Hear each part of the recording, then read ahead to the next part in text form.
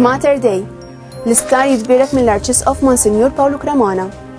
Isiru l-ewwel interventi mediċi mill-kardjologu Albert Fenek. Jitwieled l-ewwel tifel, wild koppja minn taslima. It-tieni tarbija, tifel ukoll.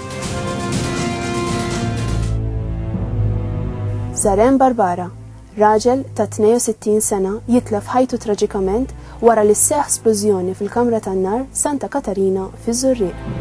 Jirriżulta li Freddy Kassar ta' 46 sena jindarab serjament fl-istess splużjoni u jitlef ħajtu ftit jiem wara.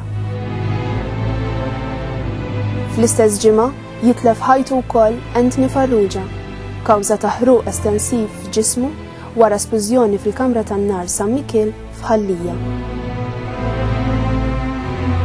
B'dan l-aħħar inċident, l-ammont ta' vittmi kawża tan-nar għal din is-sena tela għal 7 persuni, filwaqt li f'dawn l-aħħar 9 snin tilfu ħajjithom 15-il persuna.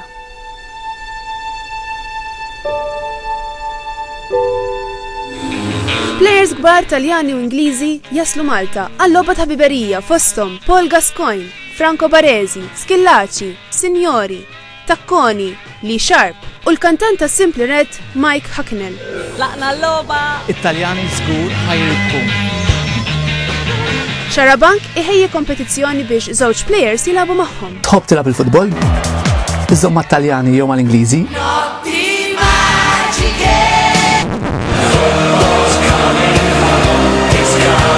Għandek il-fuq minn 18 sena, Xarabank ser tik l-opportunità li tilab ma' plejers kbar. Iva, smajt sew, tilab ma' Taljani jew mal-Ingliżi u qabel titrenja magħhom.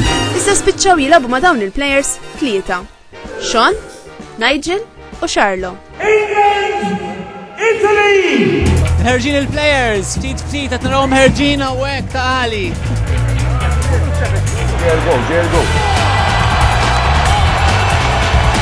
L-iskor kien ta' 5-1. Raġel ta' 33 sena mill-Indja jiżżewweġ kelba ta' triq. Milli jidher dan ir-raġel kien jemmen li xi ħadd tagħmillu mamur għax meta kien żgħar kien ħaġġar xi żewġ tiklieb. Fuq parir tal-astrologu tiegħu, dan ir-raġel jiżżewweġ kelba ta' 4 snin. Lulu, trid inti tieħu lil dan ir-raġel b'żewġek? L-Ingilterra tisfa eliminata mill-kompetizzjoni tal-Euro 2008. Taljani jgħaddu. Infakru 22 sena anniversarju minn meta nħataf fl-ajruplan tal-linja tal-ajru Egypt Air. Xarabank jiltaqa' ma' Ġiki. Daqqa waħda. Għali Reżaq joħroġ mill-kokpit u jmur leha. Ġeki tinduna li issa kien imisli joqtlu lila. I and everybody else on the plane knew that it was me. But I was very hopeful.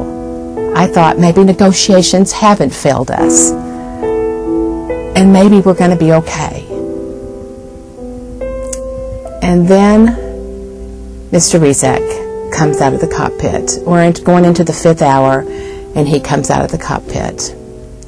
And I was next. Il-hijackers jieħdu lil Ġeki fuq quddiem. Ġeki tħares il-barra. F'Malta l-ġurnata kienet sabiħa.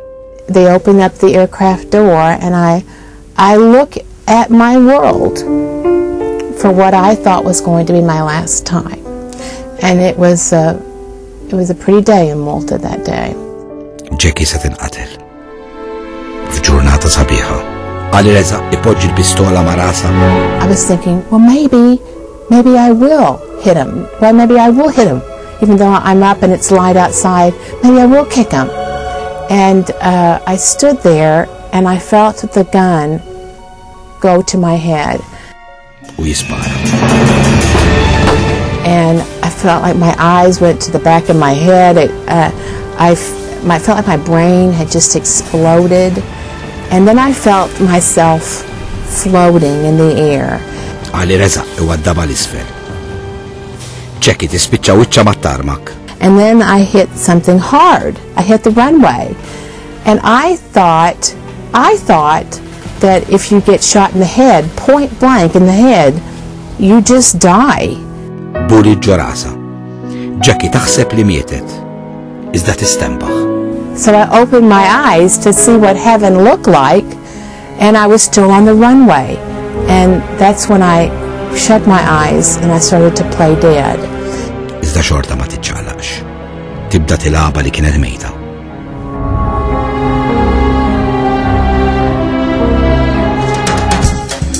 Emmy Awards. Il-Viċi President Amerikan Al Gore jirbaħ l-unur għall-aqwa fundatur internazzjonali.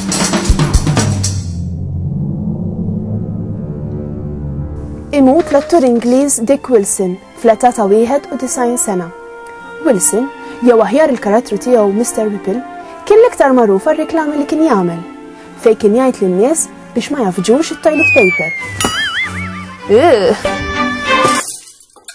Ladies, please. Hey, don't squeeze the Charmin. It's Britney. George Clooney ċanfar lil paparazzi biex ħallu lil Britney Spears fil-kwiet. Clooney jgħid li Britney għandha bżonn min jgħinha, mhux min jinvadija. Ħallu naqa' bi kwieta. Wara bosta ġimgħat ta' stennija, ir-ritorn tal-Spice Girls jiddiżappunta bosta fans internazzjonali. Is-single tagħhom ma tinoġobx u l-ħwejjeġ li kienu libsin diżastru.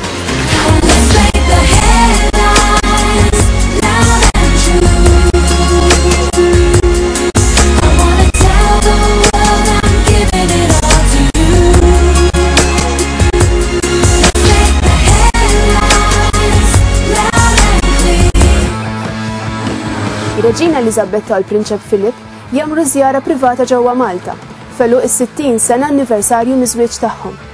Ir-Reġina tiltaqa' ma' 30 koppja Maltija, kif ukoll tħawel siġra b'tifkira ta' din l-okkażjoni. Ma tantx kienet żjara intima, għax Malta kollha kienet taf din iż-żjara. Għaddija second honeymoon. Xjentisti Amerikani joħorġu fatti ġodda dwar l-irġiel.